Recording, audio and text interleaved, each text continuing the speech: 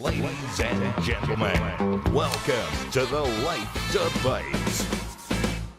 Thanks for joining us. I'm James MacPherson with Danica, Giorgio and Caleb Bond, who had an interesting lunch today, Caleb. You went to a Uyghur restaurant. I did go to a Uyghur restaurant, yeah. It was great. What did you eat? The lamb skewers, I have to say, are fantastic. I thought we'd do our bit to support our marginalised people in China, and now I have to say the food was fantastic. There you go. Did you seek it out, or did you just happen? No, I didn't book it. The one of the heads of the group organised it, and that's where I was told to go, and I was not disappointed. There you go. If you like Asian food, give the Uyghur food a go. Wow. Let's get into the program. Here's what's coming up tonight. Angus Taylor is under pressure from MPs within his own party to scrap compulsory superannuation. It'd be a bold policy, but would it create more problems than it solves? 1 minute, Telstra's having a nationwide outage. Next minute, the Telstra boss is getting a $600,000 pay rise. Does she deserve it? Well, it's a difficult question, particularly if you're trying to ask it over a Telstra connection. And the Brisbane Council turns a local park into a camping ground for homeless people. It's either an innovative solution to the housing crisis or the opening act in a total disaster. We'll get to all of that shortly, but first, should council workers get a 4-day week? Many think so and are closely watching the New South Wales rural town of Murrumbidgee, where the local council is trialling a 4-day week for all of its staff. Launceston Council in Tasmania tried to introduce a shorter work week earlier this year before community backlash put a stop to it. They've not given up on the idea, though. If the Murrumbidgee trial proves successful, the Launceston Council website says staff will work their full-time hours across 4 days, Monday to Thursday, with council offices, depots and libraries generally closed on Fridays, though essential services will operate, including water and sewer, emergency call-outs, pools and childcare services. Launceston Council CEO Sam Johnson called it, and I quote, a bold and progressive proposal, which I guess it is, if by bold and progressive you mean the sort of experiment that sounds wonderful right up until someone needs a council service on a Friday. I'm against this move. If you're a private company, do what you like. They're your staff and it's your risk. But local government staff, well, they work for us and we shouldn't be used as guinea pigs for a council staff lifestyle experiment. And by the way, it's not as though local government is currently performing with such breathtaking efficiency. Anyone's crying out, excellent, now give them Fridays off, Caleb. Indeed, and I have to say, I know Sam Johnson. I used to deal with him a fair bit back in South Australia, and I think he's generally a good guy and a smart guy. But seriously, the idea that you would have a council, let alone most businesses operating it on a 4-day week. Look, if you want to negotiate with your boss that you can do the exact same amount of work in 4 days, which generally, I suppose, would mean that you're going to work longer hours over those 4 days. So, you're not... And I know a lot of people are arguing, the ACTU, I think, has argued this, that you should be able to do 4 days with fewer hours and get paid the same amount of money. Now, I don't see how that works. But if you want to argue to your boss, if you work in an office job, for instance, that if you spread the hours from the Friday over those 4 days, sure, whatever, go for your life. That's between you and your boss. But there are plenty of jobs where that doesn't work. I mean, you can work 4 days, but if you're in a small business, a shop that has to open, well, you're not just going to shut your doors on the 5th day, are you? If you're a council and the lawns need to be mowed and the plants need to be tended to, after a big night on a Saturday, the cleansing team needs to come out on a Sunday morning and clean up the city. I mean, these things can't just be, oh, well, we work 4 days, that's the end of it now, let's all bugger off. Because presumably that would mean that if they all worked 4 days, you'd have to employ someone else to come and work the 5th day. So it then becomes more expensive. So for a ratepayer, I don't know how you justify it. I mean, imagine calling up the planning department and you're saying, I just want to check up on my application that I put in 5 months ago, and they say, we're very sorry, it's Friday, everyone's at home. Like, come on. Where do you get off suggesting that you have a 4-day working week? We don't live in a 4-day world. We live in a 7-day world now. We don't have weekends in the same way that we used to. We don't adhere to the Sabbath. People don't have Sunday off so they can go to church. It's a 24/7 economy. and now we're talking about having 4-day working weeks. I just don't get it. Well, a few points on this. Firstly, as for this council, I despair that this is the main topic of discussion for the Launceston Council. The poor ratepayers over there are probably thinking, for goodness sake, we actually put you in this position for rates, roads and rubbish. And their biggest issue right now is whether or not they can get a long weekend. Utterly ridiculous. I do agree with your point, though. I am actually all for 4-day working weeks, and I think that companies, if you are in the private sector, should adopt them more broadly, as long as the employee is doing their required hours within those 4 days. So you would end up working a longer day, whether that be, say, 10 hours in one day. But I'm all for it. I think 3-day week gives people more time to relax. 3-day week now? 3-day weekend. Sorry, a 3-day weekend. Sorry. Jeez. I mean, that would be nice, wouldn't it? God almighty. That's the slippery slope at work. I know. 3-day I know. weekend. Danica's going to be arguing on Monday morning that I should only work 2 days a week. I might just join you 1 day a week at this point. No, look, I am all I'm doing a 2-day week next I'm all week. for a 3-day weekend, actually, because I don't know about you, but you find that Saturday goes so quickly, and Sunday, by about lunchtime, late afternoon, you think, oh, goodness, I've got to go back to work tomorrow. Monday, I've got Friday on my mind. Monday, I've got Friday on my mind. It's a 5 o'clock world. I honestly think that more companies should adopt it. Hey, we do it here at News24. A lot of our colleagues do a 4-day working week. They work so hard Monday to Thursday. They do a longer shift. They work 4 days a week, and it works quite well. So well, if you are in a private company... What's gone wrong here? If you are in a private company and you have that flexibility, then I actually think it's a really good incentive for workers. But as for this local council, get a grip, for goodness sake. A Friday off just because you want a long weekend? Come on. None of us are on a 4-day week. I think we need to go and complain to the boss about that, seemingly, if there are others doing 4-day well, across all departments, weeks. and not just in our department, the news department here at News24, Fox Sports News, a lot of them only do a 4-day week, but they work long hours and they work their bums off. But see, that's fine. I agree. That's fine. But a lot of the argument from the unions in particular has been that you should get a 4-day working week with a reduction of hours. I mean, how do you... No, but that's how do you What, and on the same pay? That's ridiculous. Yes, same No, pay, see, fewer that's hours. ridiculous. I think that's what the ACT But the unions are killing was business. arguing for. The unions are absolutely killing business They in wanted this country. a 30-day working week. We've got a No. national productivity problem. Yes.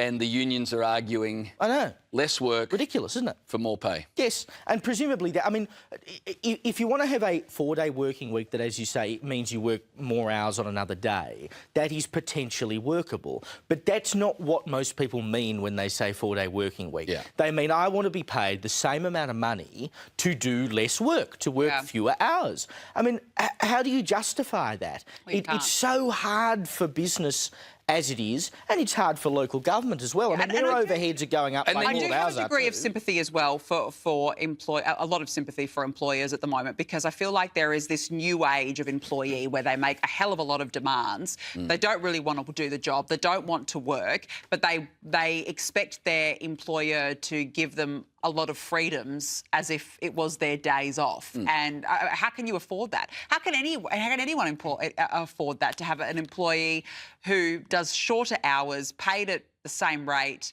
does less days, sits on their bum? And they're probably wanting to work from home as well. And they want to work from home as well. So their productivity probably goes down as a result of that as well. So it's a compounding effect, right? Yeah, it would be a compounding effect. Maybe we'd have cases in the Fair Work Commission. We can't work from home. We work 5 days a week. I mean, God, where does it end? Well, imagine doing this show from home, Caleb. The three of us could sit on the couch together at home. We'd have to do it from one person's home. Well, that would be fun. Because we'd all have to be in the same room. But, you know, we could give it a go. I think once upon a time... I could park my EV in your garage. Right. No. Many years ago, did we not float the idea on air of doing a late debate cruise? Because we did some story about people... There was a story a few years ago. I reckon there was a story about people who were living on cruise ships. Yeah. And we said, well, we could just pack up and live on a cruise ship and do the show. Do you know, that would be so much fun. I Just as a side note, have you ever wondered what it would be like to live on a cruise? Because people work there full time and they go off on these 6-month cruises and they have to entertain guests or whatever.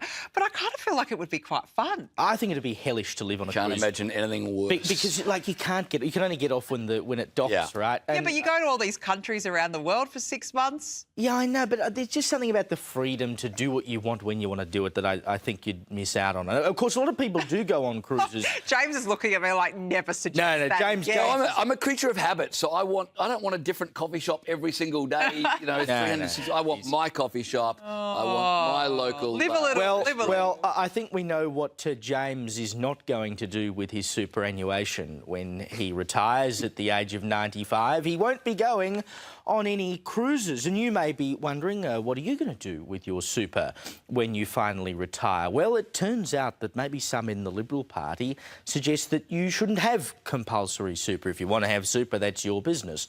But you should not necessarily be forced to do so. Now, Andrew Bragg, of course, has caused a bit of a stink in the Liberal Party over the last couple of days, particularly over comments he's made about migration. He's also said, and to be fair, it's not the first time he has said this, but he has renewed the idea that compulsory superannuation is actually a drag on people. It's a drag on the economy, that it is fundamentally your money and you should be able to spend it how you want to. Here he is. Because it hasn't worked. I mean, it's one of the biggest public policy failures since Federation, in the sense that it hasn't helped the budget and it has not really helped many people get off the pension. What it has done is it has created a huge viper's nest for banks and financiers and unions to pilfer. Now, look, it's a pretty big call, one of the biggest policy failures since Federation, though I think he does have a point. Now, I'm sympathetic to the idea of compulsory super. I think there is a place for it. He makes comments about it hasn't got people off the pension, but let's not forget that compulsory super didn't start until the 90s, and so we haven't really seen the full effects of compulsory super yet. It won't be until people like you and my parents and whatever, who sort of really started hitting their bootstraps in their 90s, are going off to retire, that we will see whether or not it has a legitimate effect, I think, on people claiming pensions. Now, it may not stop people claiming pensions entirely, but it may subsidise retirements and cut the amount that governments have to pay in pensions. And I think that is fundamentally a good thing. But he raises two good points there. It is your money, because effectively what is happening is that your employer diverts money that would otherwise be your salary to go into superannuation. It's part of your salary package. So you could be receiving that money cash in hand for you to spend, and in a cost of living crisis, I think a lot of people would be willing to take that money now as opposed to waiting to their retirement. A lot of people would probably also like to have that money to do something like buy a home. I think there's arguments against that when it comes to inflation, because of course you give people more money, then and they go and spend it on housing. Well, we know what happens if there's lots of money swimming around in the housing market. But the point he makes about it's become so lucrative for unions, etc.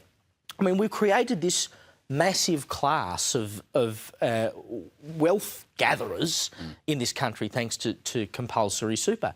And they basically do whatever they want with it. Like, we've given them an extraordinary amount of power. So wholesale, I don't think that getting rid of compulsory super is a good idea. But I think there's actually a kernel of truth in what Andrew Bragg says. Yeah, so take that kernel of truth and reform the system rather than ditch it altogether.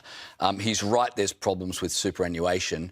He's wrong to say, let's consider scrapping it altogether for two reasons. Number one, we know human behaviour, being what it is, means that a lot of people will not save for their retirement themselves. They only do so because it's mandated. And secondly, just because not everybody gets off the pension doesn't mean it's not saving the country money later on. It no doubt reduces pensions. How many people get off the pension completely? Well, like you said, we won't know that for another 10, 20 years. But it definitely makes a difference to the budget bottom line in terms of reducing the pension liability. So I think keep it.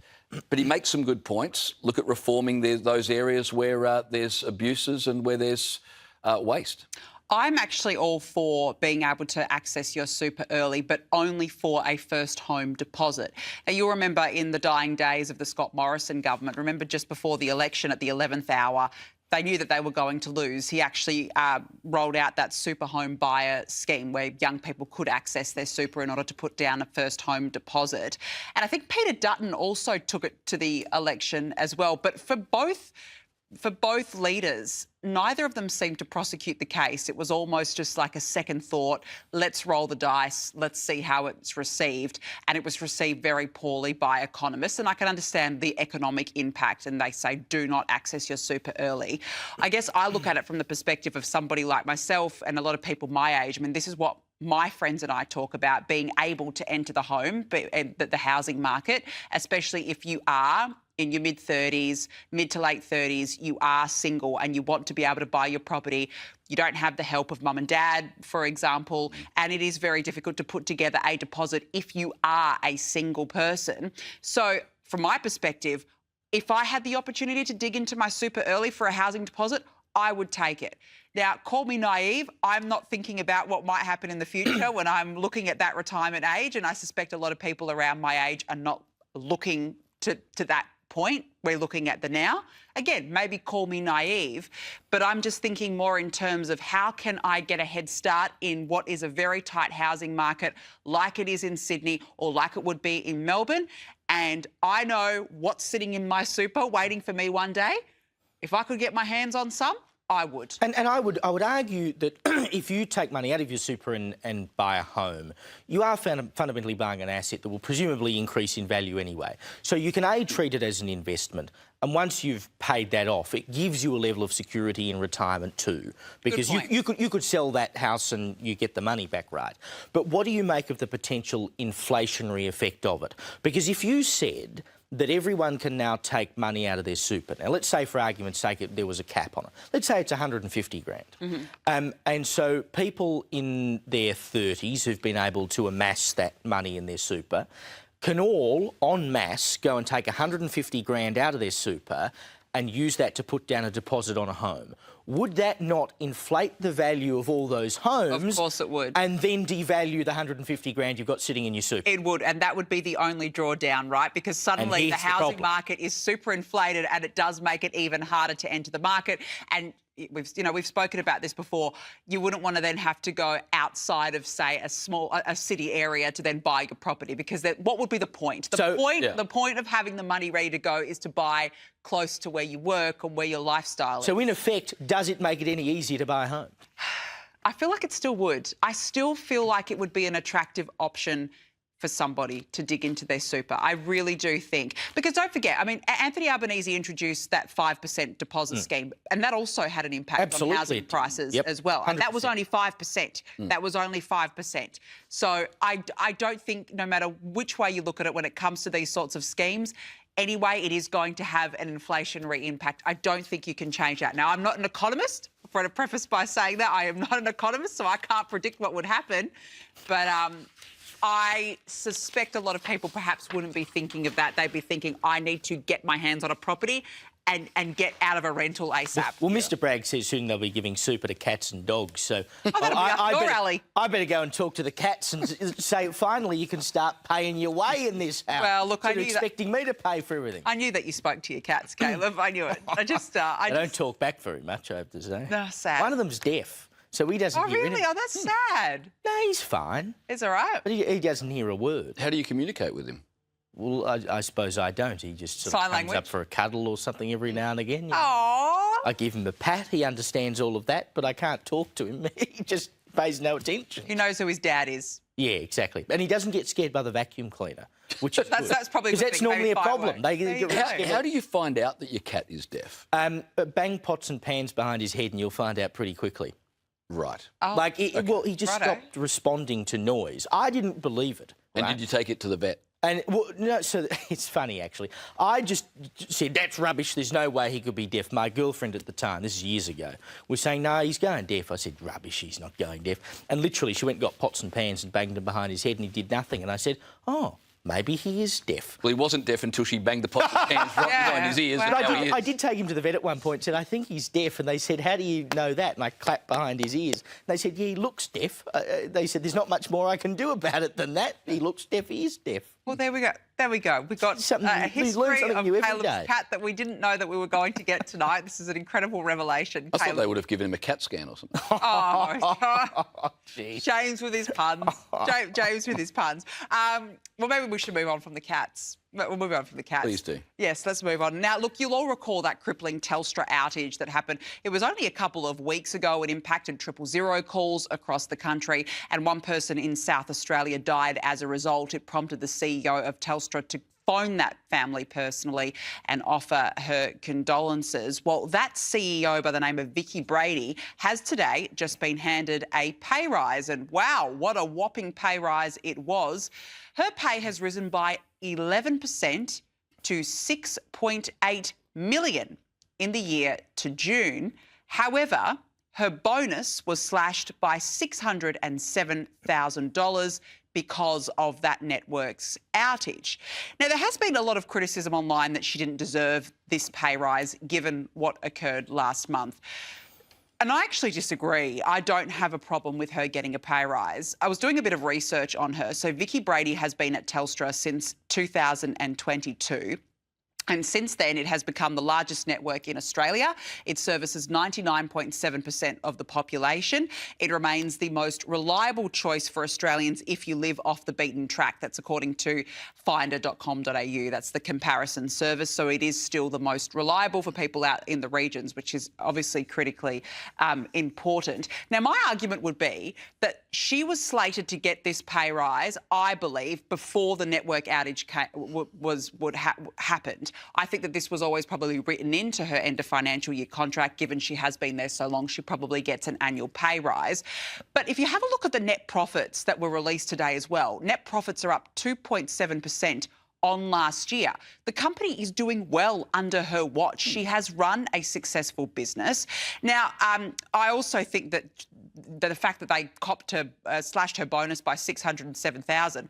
Gee, $607,000 is probably a drop in the ocean when your salary's at $6.8 million. So it's absolutely nothing. I don't think that's a problem. No, you know the mistake you make there? Everyone adjusts their lifestyle to meet their wage, right? So it's a drop in the bucket for anyone else. But I bet if you're on that kind of money, then your expenses are probably pretty high as well. Actually, that is a fair point. But executives across Telstra collectively lost $1.3 million in cuts to their bonuses because of the outage. So there was a penalty. But my argument is I do not have a problem with her getting a pay rise. You are running the #1 telecommunications company in this country. Yes, last month was an absolute stuff-up, a disaster, but we have seen telecommunications companies, in my opinion, do worse. For example, Optus. I don't have an issue. The most natural reaction in the world is for people to see her getting a pay rise. All they think is there was an outage a few weeks ago. She shouldn't get the pay rise. You're right, the pay rise would have been given to her in the last financial year. The outage was not in June, it was in July. So the two issues are unrelated. She took the hit to her bonus and, you know, she's judged not on one event. She's judged over the entirety of her leadership of that organisation. And as you pointed out, the organisation is doing very, very well. It's the sort of money most of us, not Caleb, but the rest of us can only dream of. But I don't think there's a problem with her getting that pay rise. It might look a little bit, you know, I get why people think, gee, that's not a good look, but I don't think that's a reason for her to not get what is owed her based on the performance of the company. But why are we talking about it tonight? Because it is a bad look. The perception is bad, right? And you say, you know, that they got one thing wrong in the context of a company doing quite well. I mean, the one thing that they managed to get wrong was the provision of our emergency service telephone number. I mean, of all the things to get wrong, it wasn't just, oh, you know, there was a little outage for 5 minutes and, you know, people couldn't call mum and dad. It was 000 that people couldn't get hold of. Now, if there is one job for a telecommunications company to provide, it is that you can connect to the emergency services if and when you need to do so. On the level of things that can go wrong, I would say that's pretty well up there. And we've seen, of course, executives from Telstra face up to this Senate inquiry that had been running, parliamentary inquiry, into the outage that started with Optus last year. And they were meant to hand down their report last week. They've now delayed it into next month because of the Telstra situation. But you had people from Telstra saying, look, you know, if we'd upgraded a $30,000 piece of equipment, this wouldn't have happened. I mean, that is just insane that there were people put in danger, their lives put in danger, so do you... because a $30,000 piece of equipment was not upgraded. And so I think in the context of that, people could quite rightly... You nearly fell out of your chair then, Danica. I'm not saying anything that extraordinary. You could quite rightly... He's embarrassed now. You could quite rightly argue that an 11% pay rise, which is, you know, a non-standard pay rise, is pretty exorbitant in the context of what has happened. OK, so you're on the board of Telstra. You've got this situation. The optics are bad. Yep. You've already slashed her bonus. She's not getting that. You would take further action against her and dock her a pay rise as well? Well, you could give her a pay rise in line with inflation. I think it would be pretty hard to argue against that. But I think the public perception of giving an 11% pay rise after such an awful event that, you know, could have led to many deaths, it does not look good. And from a PR perspective, a big company like Telstra has to think about this stuff. Perception is reality, unfortunately, and I find it hard to justify an 11% But even though you are okay, as a CEO of a telecommunications company, she would be on call 24/7. She would not be able to switch off from her job because anything that goes wrong, and something did, I agree, went very, very wrong a couple of weeks ago. You are the port of call at all times. Sure. And any sort of outage, even if it's minor, even if it's out in the region and it's minor, you will find out about it, even if it's at 1 a.m, 2 a.m. in the morning. I think that would be a very, very difficult. I think it would be a very difficult job, Caleb. It happened at 4 in the morning. She found out 3 hours later, I think it was. She was overseas at the time. She was overseas. So, you know, there are times when apparently you're uncontactable.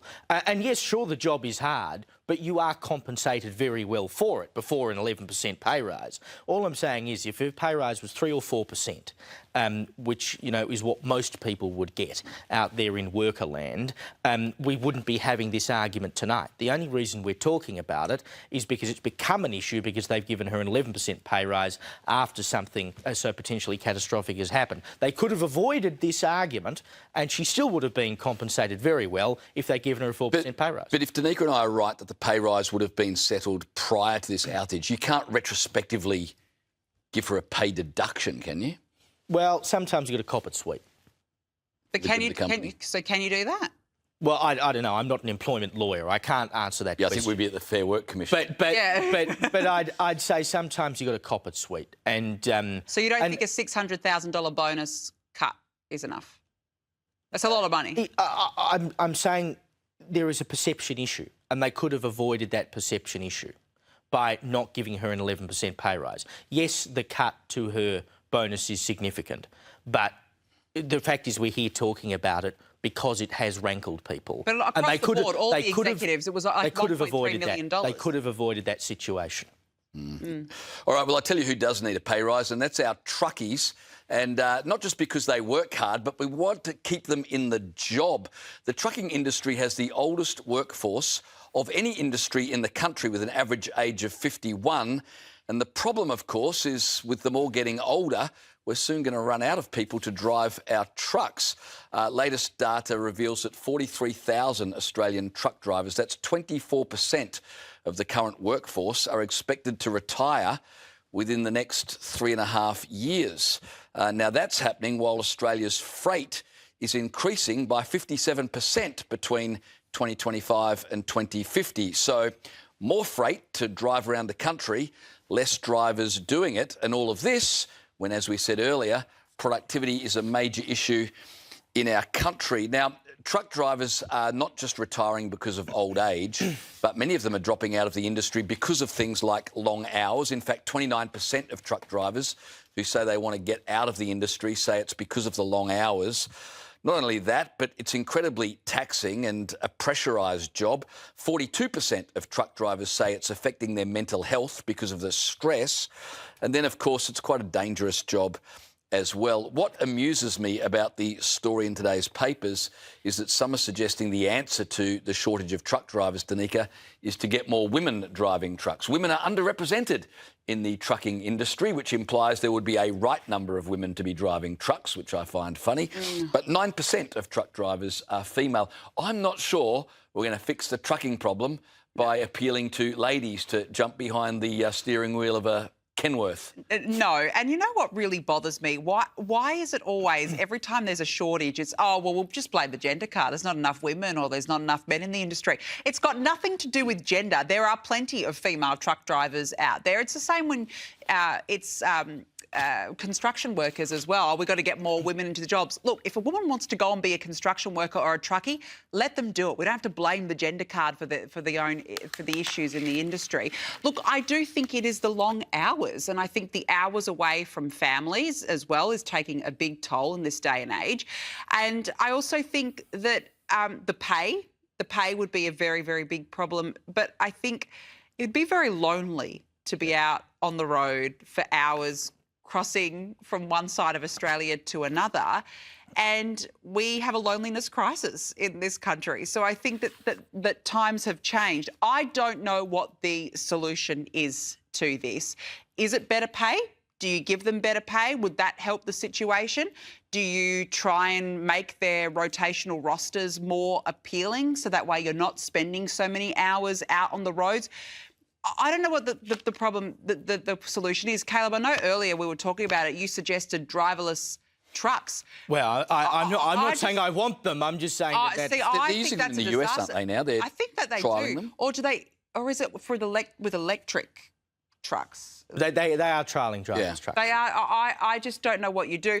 Or do you put migrants in? And I think that would be a total disaster, because I do worry then about safety, how many migrants who are fresh into this country understand the road rules to be able to operate a major piece of... That would be a bad move. A heavy vehicle. It's too late. It's already happening. Look, there's probably a very good reason that there aren't many women truck drivers, but I think there's also a big cultural shift. You know, once upon a time, being a truckie was an identity, and people were proud to be a truckie. That's, you know, I'm a truckie, and it was what they loved, and they loved driving trucks, and they, particularly if they were owner and operator, looked after their trucks. It was a real Australian thing to be a truckie. I mean, you think back to some viewers would remember the blockade on Razorback Mountain in 1979, and they'd fly John Laws, and I think it would have been Neville Wran was the Premier at the time, up there to try and talk all these truckies into driving their trucks again, because they'd all decided that they didn't like their working conditions, and so they just blocked up the highway and parked up on Razorback Mountain. I mean, these were the days when being a truckie meant something, and Australia runs on trucks. I mean, we are a vast nation, right? It's rail and it's trucks, and of course trucks can go places that rail cannot. We rely on trucks so much to get stuff around this country. Without them, we'd be up the creek.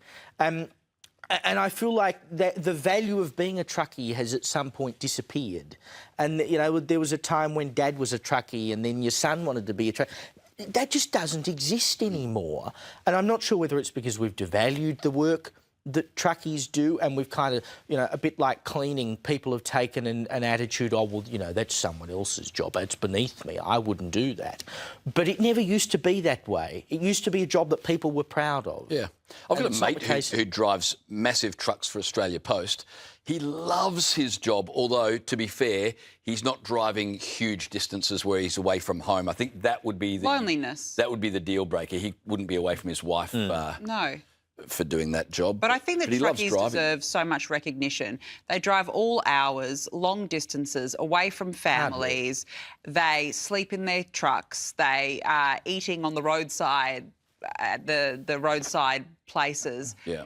It's a lot of time to be spending by yourself with your own thoughts, and they do deserve a lot when of credit. When a quarter of them are about to retire, it's something we've got to address at some point. Indeed. And now they're sleeping in their trucks to get the job done, but maybe at a public park near you, you will have sanctioned homeless shelters. I know. I mean, look, it's not unusual, I suppose, to see homeless people sleeping in parks from time to time, but it's quite unusual to see the council putting up tents basically saying, come all ye faithful, here is my park for you to sleep in. This is what is happening at Wiley Park in Petrie in Brisbane, where the Moreton Bay Council has now set up 60 tents and said, if you're homeless, here it is, come and stay here.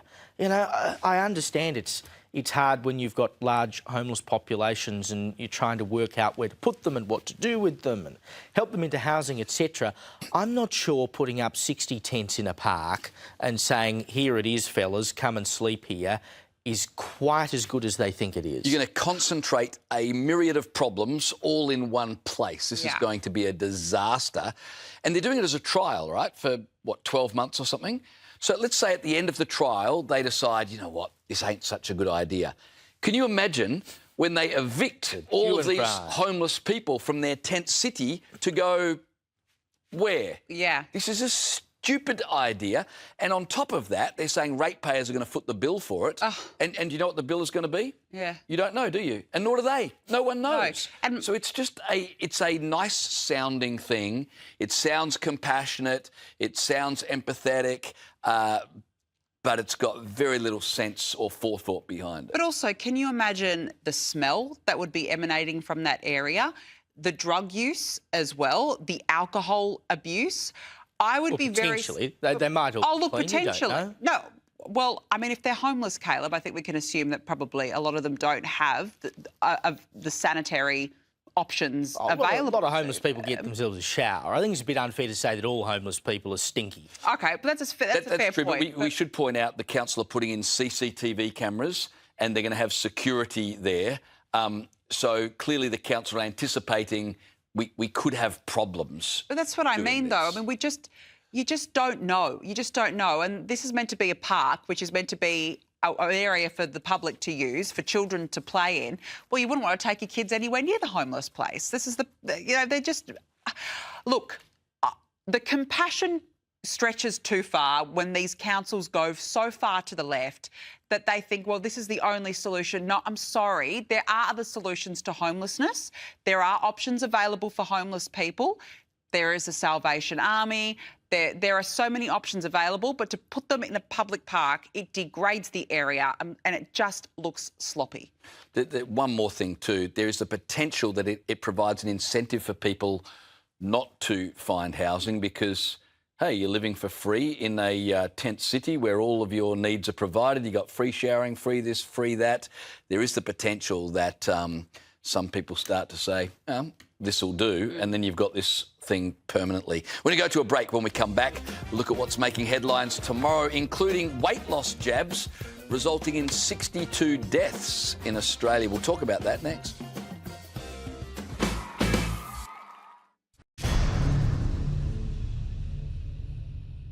Well, just before we get to the papers, of course, today there were rallies right around the country with school kids protesting against Pauline Hanson, who's a fascist and a Nazi. And our own Georgie Dickinson had her microphone snatched away by one of the kids at the protests. Have a look. As you can see, there's so many students out here protesting today. Similar sentiment to where Kaiser is. Sorry.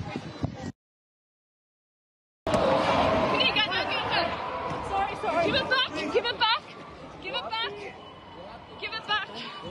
Give it back! Give it back! Let go! She stole my microphone, it's in her bag.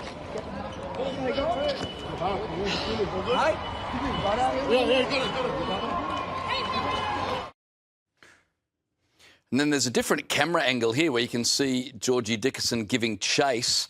And good on her, she actually grabs the young man and then is assisted by some guys who I think were doing security for another media outlet who helped her get the microphone back. Yeah, I think it was security for Avi Yemeni, actually, his Rebel News service. I can tell you what, Georgie Dickinson deserves a medal for that because that takes nerves of steel to go after somebody under a phenomenal amount of pressure in a very high-pressure situation like that. And I applaud her for what she's done. I think that she's done an outstanding effort in really, really trying circumstances when your mic is. But what does it say about the types of characters that were at this event? I've seen some of the vision on the social media. F this, F that. these kids would have been 12, 13 years old, calling Pauline Hanson a fascist, saying that she's all sorts of horrible, horrible things. And these kids are completely brainwashed. They are outside of the classroom, outside of a learning environment. They're clearly not learning much inside the classroom either, if that's the sort of things that they're attending. I despair, guys, for the next generation. I truly, truly despair if that is the level that one day will enter the workforce. God help us all. Now, what a little git. And, I highly doubt a person of that age, and they didn't even have the mic flag on the microphone, right? So it was not identified as News24. And I highly doubt that this kid, watches News24 religiously and knew who Giorgio was. If you do, go and get nicked. But, has just decided, well, you know what? There's someone here reporting on what I'm doing, so I'm going to go and steal their microphone. Well, if that's your attitude on life, I don't think you're setting yourself up for a very successful life. Let's just put it at that, shall we? The whole thing was a great advertisement, to be honest. Oh, for One Nation and for Pauline Hanson. Fantastic. Yeah, you're right. Good point. So let's go to the papers. Front page of tomorrow's Adelaide Advertiser, and this story in a number of papers tomorrow will be relevant to at least 500,000 Australians who are all taking weight loss jabs. Dying to be thin, reads the headline.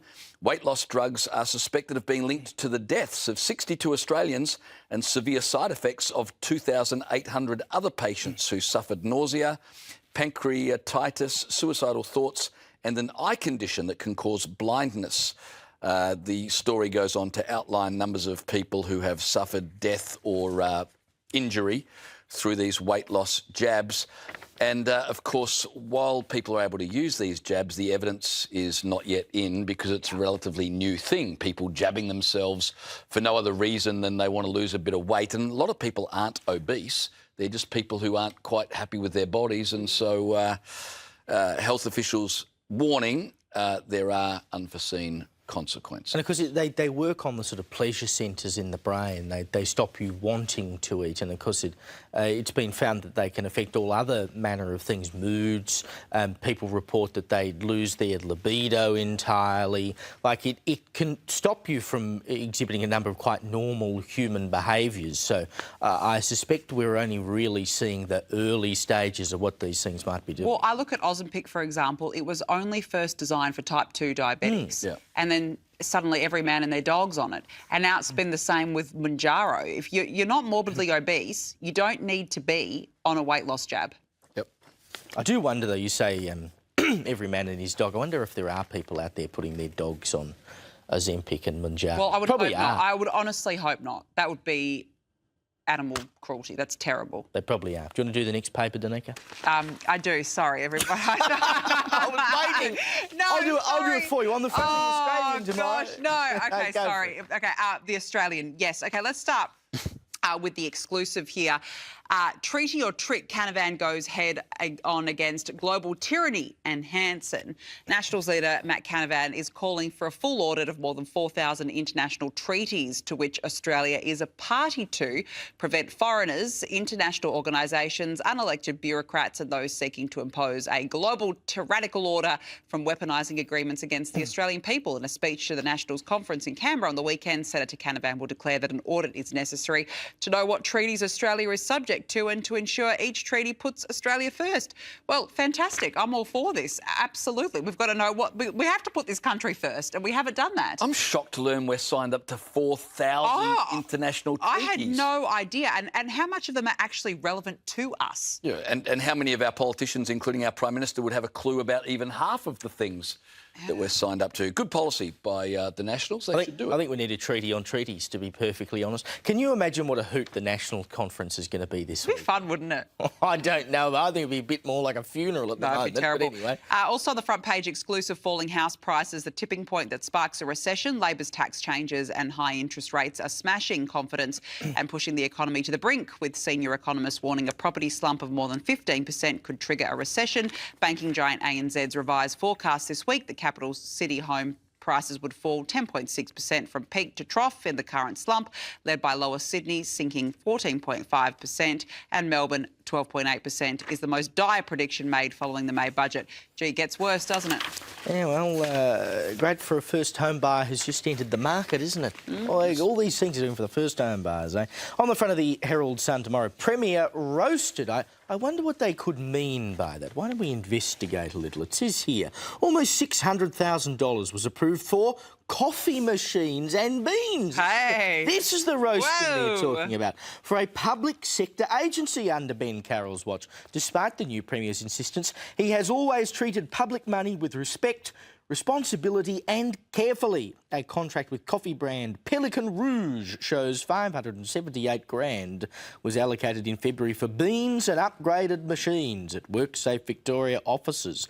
The 4-year deal emerged amid an escalating pot plant scandal in which contracts for Government Department office greenery have been revealed, taking the state's approved spend on plants to at least $2.6 million over the last decade. I mean, Seriously.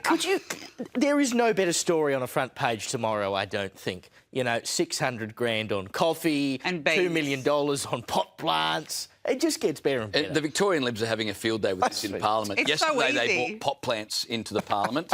Then they good. bought coffee beans into the Parliament. They'll keep finding examples of government waste and highlighting it as they should. Front page of tomorrow's Daily Telegraph, Scouts boys rape charge. Scots boys. 3 students from one of Sydney's most elite private schools have been charged with a gang sex attack on a teenage girl in a Bondi Junction laneway. The 3 Scots College students were yesterday charged with the collection of serious offences over the alleged sex attack on the 14-year-old girl, which police say occurred in a back alley in the city's east on the evening of July 22. Police sources said it was believed the group of alleged offenders are all known to each other and may have been drinking prior to the alleged sexual assault. That's the front page of tomorrow's Telegraph. And a quick look at the Cairns Post for tomorrow. A bit of an odd one. Woolies faces Sunday shutdown. Supermarket giant Woolworths has been dealt a blow after Queensland's Industrial Tribunal threw out its bid to open on Sundays in Gordonvale. Local business owners and union reps warned the move would slash foot traffic, devastate local independent grocers and force immediate job cuts. The tribunal agreed, branding the application a troubling picture. It's Woolworths. It's Woolworths. It's a supermarket. Don't you need your supermarkets even on a Sunday? How ridiculous. I'm curious to know more about this. I've never heard of a Woolies Neither. that can't open on a Sunday. What the heck? What's Traffic, apparently. going on in Bad for Gordonvale? foot traffic, Caleb. There you go. There Straight. you go. All right, we're going to go to a break. When we come back, you might have had a bad day today, but at least you didn't get an octopus stuck on your face, like a fisherman will show you after this.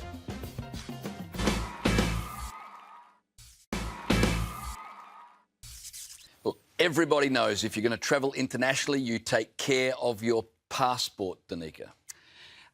Yes, you do take care of your passport, don't you, Caleb? You do indeed, don't you, James? You do, but Caleb, I think you should be the one to tell us more about it. Yes, indeed, and if you'd asked me to do that first, I would have done it. But nevertheless, a Chinese chap, and you've got to feel so sorry for him because, you know, he's gone to board an international flight and he's rocked up and he's pulled out his passport and his passport looks like this. Now, it looks like this goodness me. because his kid's been scribbling all over it. But the problem he's run into is that they can't use it because it's like, you know, his photo is not identifiable. It's buggered up all the sort of stuff that they need to scan and validate and all this stuff. So the poor fella was not allowed to get on his plane. You think? He was not allowed to get on his plane because his kid had decided to go ham on his passport. Look what he did to the eyes. Yeah, I know. It tells you what he thinks of Dad, doesn't it? Do you reckon that kid would have copped a hiding? No, the kid's opening an international art show and doing very well. So. I suspect if he did that one more time, he may not live to see the day. I mean, imagine that. Dad's gone for a flight and he can't get on because your kid scribbled in your passport. If that's what Dad's passport looks like, imagine the walls at home. Well, true. That's a very At least good you point. can use the magic eraser on the walls at home. You can't do that on the... Oh, God, disaster. Now, speaking of disaster, this has got to be every fisherman's worst nightmare. Have a look at this. An octopus attached itself to this fisherman's face over in the Philippines. Can you imagine? I can't. It actually sends shivers up my neck. Look at the way he just bashes it and it just slips off. Yuck. I'm amazed he stayed in his little canoe. I would have been, like, struggling and stressing so much. I probably So he would must have tried to catch it, right? Assuming he tried to catch, he caught it, and the thing's gone. Well, caught him by the looks of it. Instant karma's going to get you. Bang! In honour of him, I think I'll eat some octopus this weekend. There you go. All right, polls have opened in the UK where Nigel Farage needs to win the Clacton by-election in order to return to Parliament. He's facing 32 challenges. His main rival, polling at 20%, is this guy who goes by the name of Count Binface. Where would that fall on the political spectrum? Well, I am the galactic centre, and everything else just revolves around me like little planets. Could you put that in, like, American political terms? Yes? I'm the galactic centre, and everything else spins around me like little planets. Oh, no! He was asked, why are you running for the seat of Clacton? He said, because that's where the election's being held. Oh, gosh. I mean, you'd expect that Farage would have this in the bag. I would hope so. I mean, can you imagine? Credit where Face? credit's due, though. That is actually quite fun. It's very good. Bad. That's it from us. Thanks for being with us this week. We'll see you next week. Good night.